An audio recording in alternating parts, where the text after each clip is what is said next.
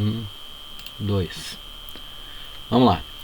Povo do Terceiro Médio, boa noite. Boa noite, galerinha. Aqui é o Hélio de novo, com História. E assim, a nossa primeira aula de História e aula, videoaula, é sobre a Revolução Russa de 1917. Ok? Esse conteúdo se refere ao capítulo 25, ok? Que é o capítulo da Primeira Guerra e Revolução. A Primeira Guerra a gente já viu, agora a segunda metade da apostila, que é a Revolução Russa. Ela equivale à página 29 em diante. Ok? Então vamos lá. Como era a Rússia, antes dessa revolução, e por que ocorreu uma revolução de tal magnitude que acabou aí mexendo com o mundo praticamente. Tá? As ideias socialistas foram implantadas aí na marra no país, na Rússia, e acabou gerando aí uma série de problemas, e vamos ver como aconteceu isso. Então é o seguinte, a Rússia antes de 1917, tá?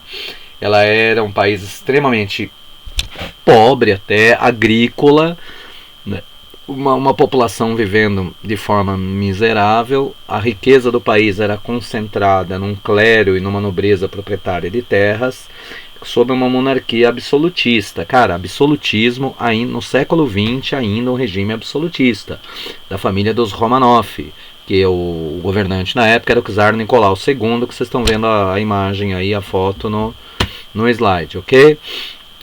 Estava começando aos pouquinhos a industrialização, mas ainda a Rússia sempre foi um país atrasado em relação aos outros países da Europa, principalmente os países da Europa Ocidental. E ele acabou pegando uma fase, uma época complicada, com anos, logo na virada do século XX, anos de más colheitas, fome, miséria, racionamento de alimentos, ok? Isso acabou gerando problemas sérios aí da população.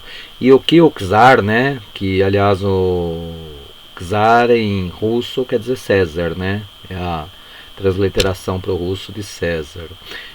O czar, o que ele fez para tentar melhorar a situação? Inventou uma guerra com o Japão, olha que legal, Cara, espertíssimo. O país está em crise, ele vai fazer uma guerra para tentar unir os russos, usando aí o sentimento do nacionalismo. Só que ele tomou couro, cara, tomou pau dos japoneses em 1905, tá?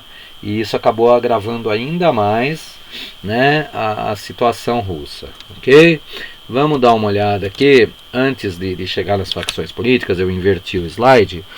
Então é o seguinte, em 1905, a Rússia ela se envolveu numa guerra com o Japão pelo controle da Manchúria, a região norte aí da China, e perdeu. Os operários russos eles estavam em greve por melhores condições de trabalho, ok? Logo em janeiro de 1905, sob a liderança de um padre, Georges Gapon, por volta, aí não se tem números exatos, tá? Mas o número mais próximo é algo perto de 30 mil operários, marcham pacificamente até o Palácio de Inverno do czar, em São Petersburgo. Não era Moscou, era São Petersburgo, que era a capital, ok? Imperial.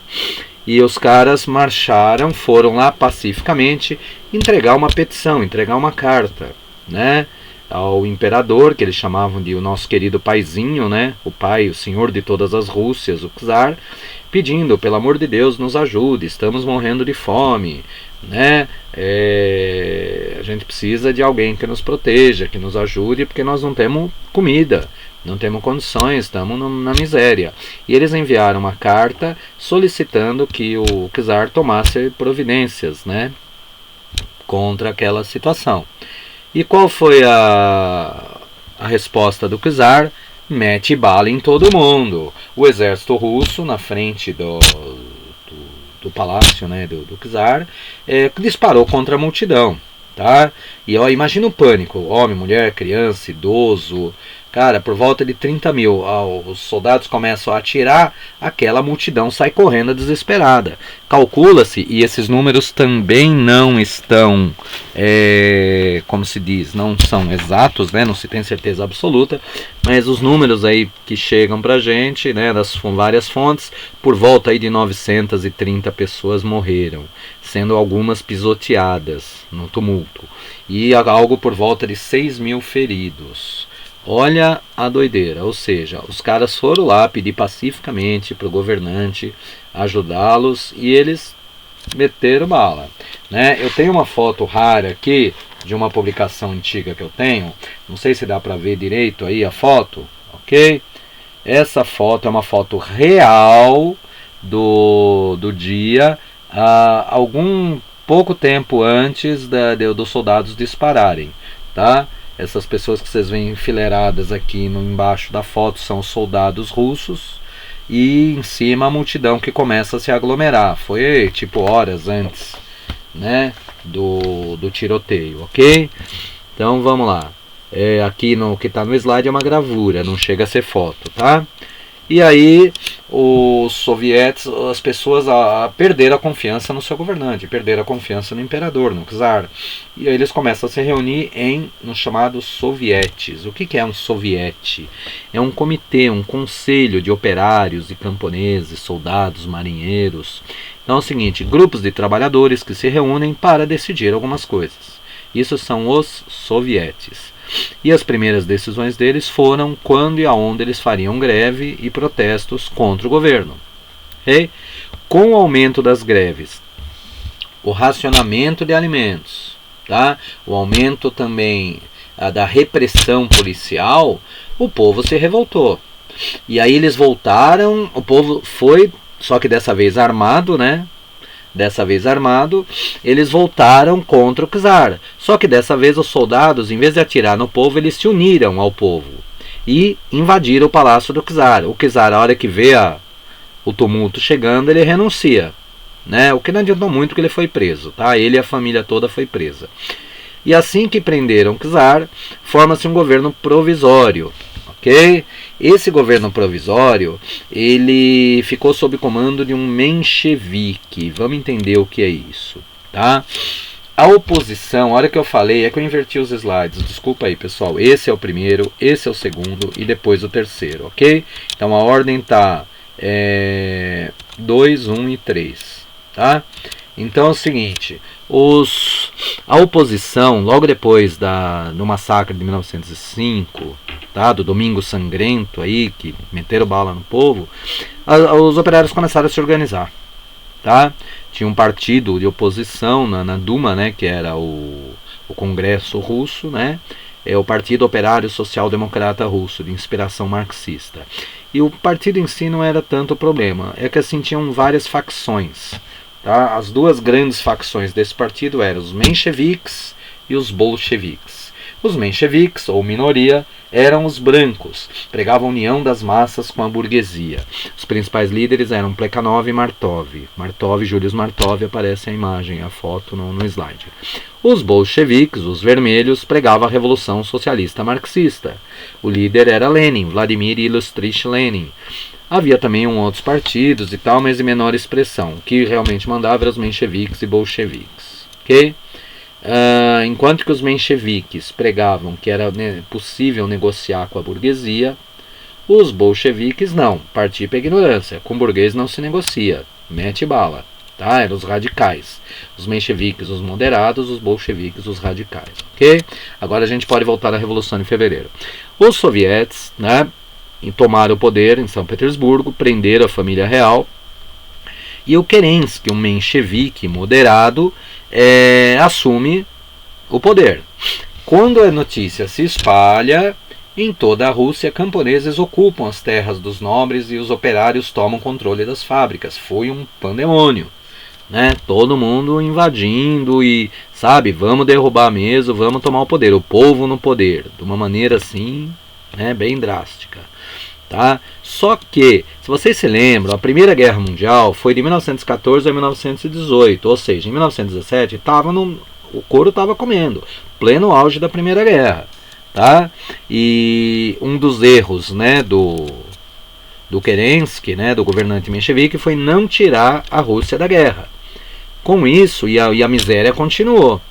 Com isso, os bolcheviques, os vermelhos, dão um golpe de Estado e derrotam esse governo provisório, assumindo o poder. Os principais líderes eram Lenin, Trotsky e Stalin, ok? Socialistas radicais. E os dois grandes lemas eram paz, pão e terra, né? Sair da guerra, comida e terra para que pudesse trabalhar. E todo o poder aos sovietes. Foi dividido, né? Assim, o Trotsky ficou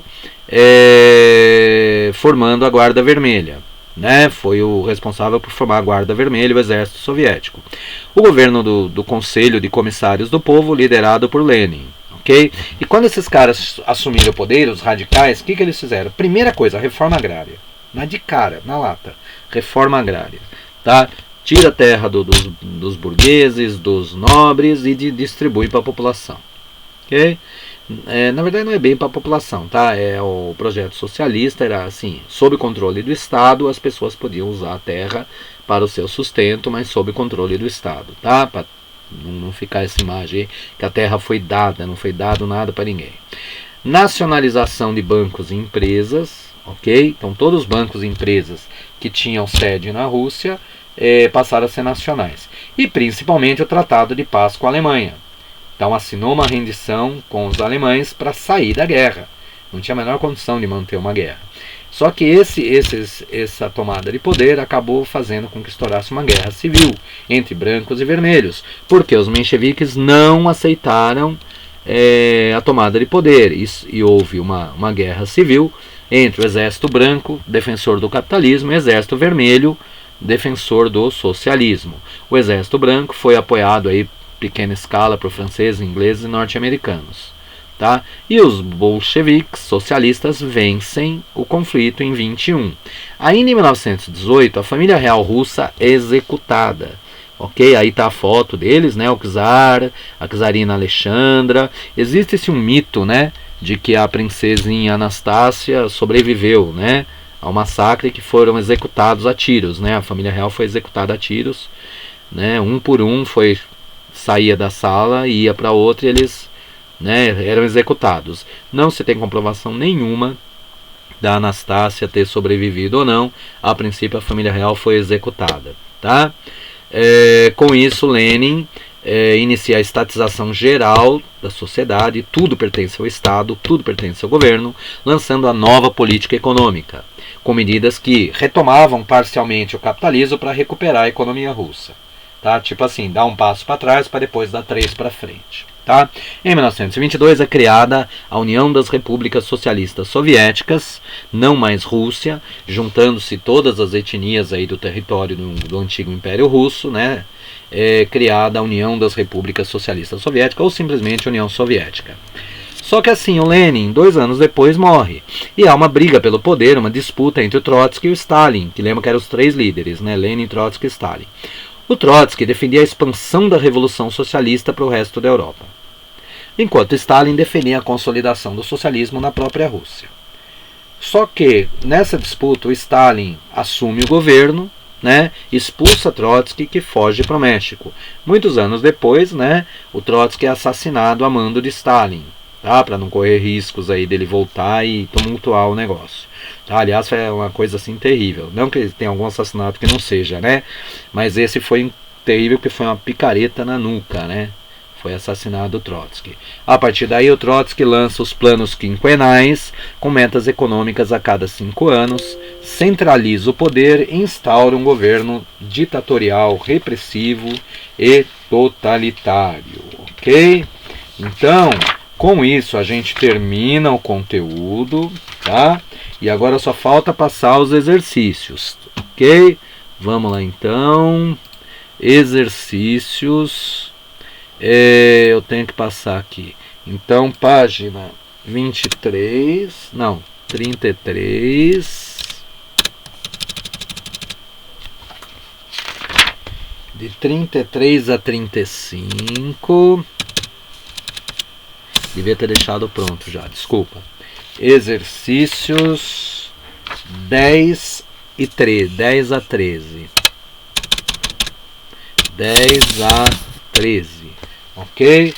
São 4 exercícios dessa primeira fase, e depois de 14 a 17, páginas 39 a 40, exercícios 14 a 17, ok? Façam esses exercícios, por favor. A nossa live vai ser amanhã ao meio-dia, ok? Obrigado, boa noite, um abraço.